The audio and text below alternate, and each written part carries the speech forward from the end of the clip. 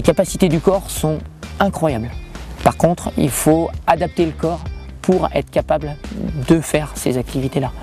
Et je pense que c'est vraiment ce type de message qui est important à faire passer, parce que tu protèges ton organisme, tu protèges ton corps, tu protèges à l'entraînement d'un point de vue physique, mais il te faut aussi protéger tout ce qui va aller avec, et le côté hormonal et physiologique interne est souvent mis complètement de côté, quoi. On voit beaucoup, dans beaucoup de cas, des coureurs qui vont progresser très vite, qui vont être vite sur le devant de la scène, qui vont être très vite, et puis d'un coup qui vont exploser.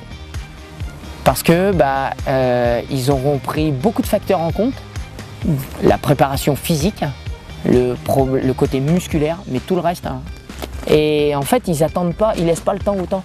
Là, il y a les montées, il y a les descentes, il y a la gestion de l'alimentation, il y a la gestion de la nuit, il y a tellement de facteurs qui peuvent intervenir que s'ils prennent pas le temps de progresser, ils vont au clash. Et c'est dommage de se blesser, quoi.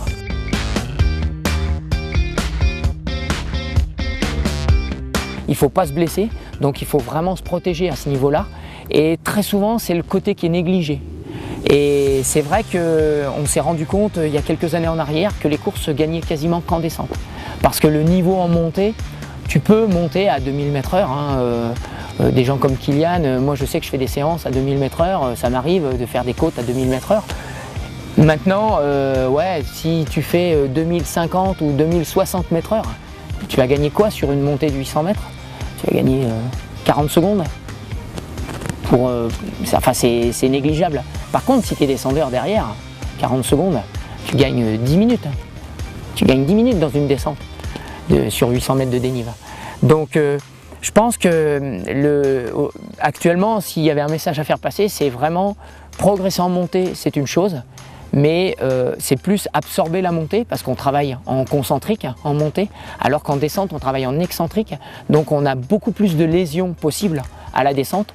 Donc, vraiment, travailler en descente, se protéger un maximum, que ce soit quand on est relativement fragile au niveau des chevilles, ou même quand on commence à avoir des petites inflammations au niveau du TFL ou bien du fascia lata, voire même éventuellement du tendon rotulien, d'avoir vraiment de se protéger, même en préventif, hein, de se protéger avant d'avoir mal, et de ne pas hésiter. Moi je sais que je glace mes articulations, en particulier les genoux, quand je rentre de sortie longue, je rentre à la maison, que je dois récupérer. Je mets en place tout un petit système de récupération. Je passe entre autres à l'eau froide sur les jambes, et je mets en place les systèmes de récupération avec les poches de glace et les systèmes pour vraiment protéger, en préventif avant tout, mais le travail en descente est vraiment un des travails le plus important, quoi.